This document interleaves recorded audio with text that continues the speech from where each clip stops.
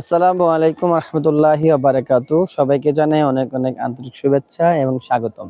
বন্ধুরা, তোমরা জানো যে আমরা মাওলানা ফরিদ রহমতুল্লাহ আলাইহের নিজ হাতে গড়া মসজিদ এবং মাদ্রাসা সেটা সফরে এসেছিলাম আমরা।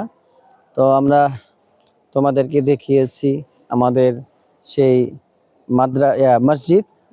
মসজিদের আবু হুরায়রা।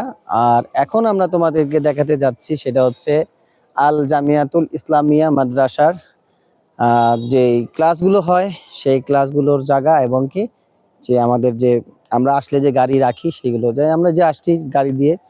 আলহামদুলিল্লাহ, এখন আমরা তোমাদেরকে দেখাবো যে এই মাদ্রাসার আল জামিয়াতুল ইসলামিয়া কওমি মিনারা মাদ্রাসা যে হয়েছে। দেখো কত সুন্দর বিল্ডিং গুলো। ভাইয়া, এই বিল্ডিং গুলো দেখাও।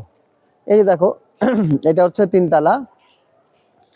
এটা হুজুর থাকতে করেছিল এই 3 তলা। আর এটা দেখতে পাচ্ছ যে এটা থেকে এটা হচ্ছে 4 তলা বিশিষ্ট, 1 2 3 4 5 তলা বিশিষ্ট। এটা এটা হুজুর করেছেন নিজ হাতে। এবং যখন এই মাদ্রাসা মসজিদ এখানে হয় তখন এই অজপাড়া গায়ে কিছু ছিল না, তখন হুজুর এই স্থপিত করে দিয়েছিল এইগুলোকে। ঠিক আছে, তো বন্ধুরা, তোমরা যারা দেখতেছো আল জামিয়াতুল ইসলামিয়া কওমি মিনারা মাদ্রাসায়, সবাই এই প্রতিষ্ঠানের জন্য দোয়া করবা। এখানে লিল্লা বোর্ডিং আছে।